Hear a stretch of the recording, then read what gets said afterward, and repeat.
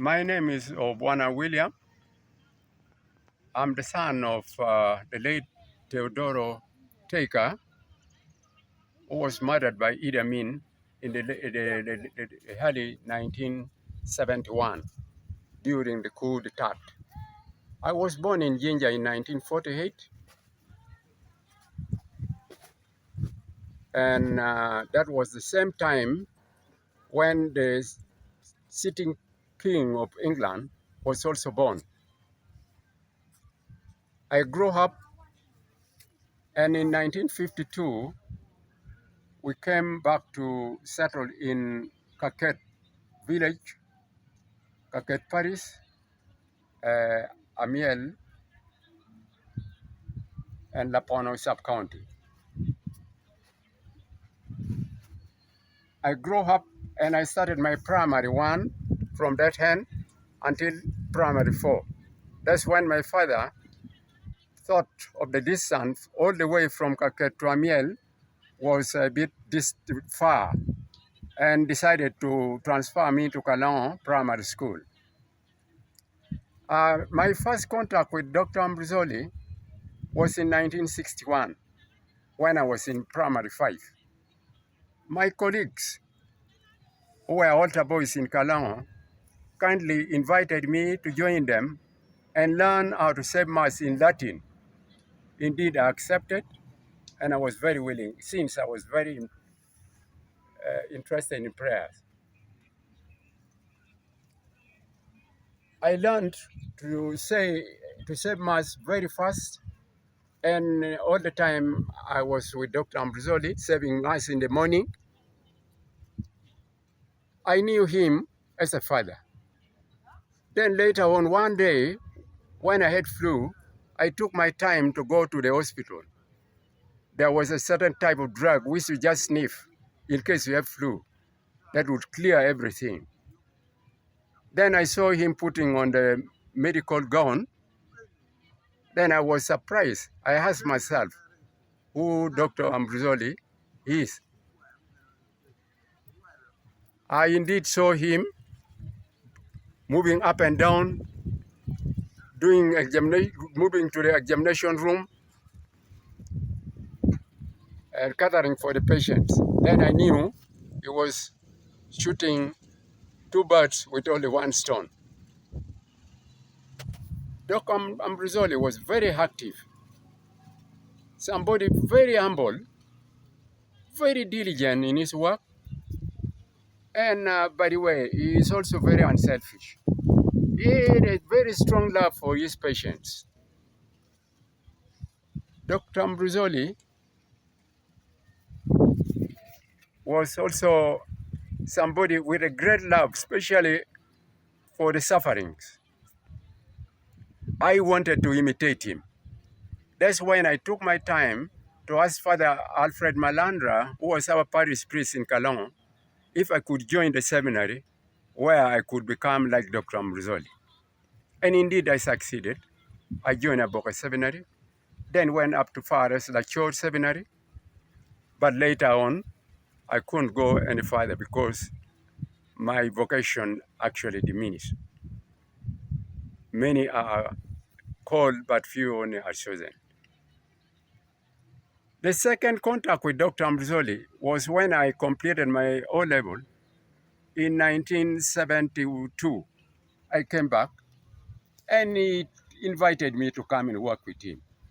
I didn't hesitate since he knew me. I started working with him. At first he took me to the outpatient department where I was there trying to help the new doctors who were foreigners doing interpretations. Then later, after some time, it took me to surgical ward where I learned how to do some dressings. And later, it took me to the pharmacy where I also managed to learn the various type of drug and how to stock them and issue them to the different departments within the medical ward. Then later on, he also thought of bringing me to the laboratory where I later on qualified as a medical laboratory technician That was my actual profession up to now. I love to work with Dr. Ambrosoli. Dr. Ambrosoli had a very strong contact with Dr. Palmiro Donini. They were very frank because I see them all the time consulting each other, especially on certain strange diseases like the Burkitt cells and leukemia. They would ask me to prepare the film. Then later on, they would come to see it together. That was the time I also took opportunity to learn how to comment on the films. Uh, Actually, when I completed 6 years, I asked him if he could recommend me to go for further studies where I could elevate my level of education, especially my profession as a medical laboratory technician. But before, he had invited a senior medical laboratory technologist called Colalto Penusho, who taught us for 1 year all the techniques of the laboratory. And I mastered it so much that when I went for my training in Jinja, everything was very easy for me. I was only walking over because practically I had known almost everything within the syllabus. Dr. Ambrosoli was always very diligent. Dr. Ambrosoli had a special liking for these patients. Now, there are two scenarios which I want to tell you, which I saw physically when I was working with Dr. Ambrosoli. One, there was a Kormojong warrior who was wounded one day when he was actually raiding. He was wounded with an arrow. Then they took him to Abim Hospital, but they could not manage to remove the arrow. So they decided to transfer this patient to Kalongo Hospital to Dr. Ambrosoli to manage. And by then, some of the internal organ had already rotten. It was not easy. Dr. Ambrosoli took it as an emergency. The patient was taken to the theater and he opened the abdomen. The smell was so difficult, so tough that most of the workers had to take on off their heel. They ran away, but Dr. Ambrosoli persevered.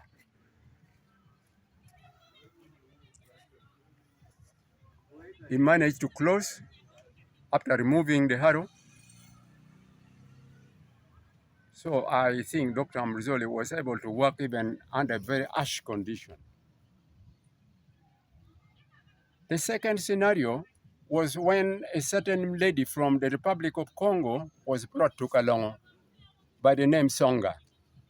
He was the wife of a prominent man, actually the person who was responsible for education in the whole of Congo Republic. The eye, one side of the eye was bulging out. And this person had traveled with his wife in various parts of Africa, but in vain they could not succeed to get where this patient could get management. So they brought the patient to Uganda, but they went up to Kenya first, and then later on they traveled via BIM. By then, Dr. Aloy was there. Dr. Aloy advised them maybe to try Kalongo, but Abim could not manage, and they brought the patient here.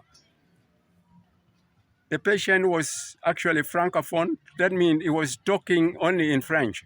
But Dr. Ambrosoli fortunately knew how to communicate in French with the husband of that lady. He at first advised this patient to go to Paris, where he could get better management. But later on, he thought and decided to do that operation.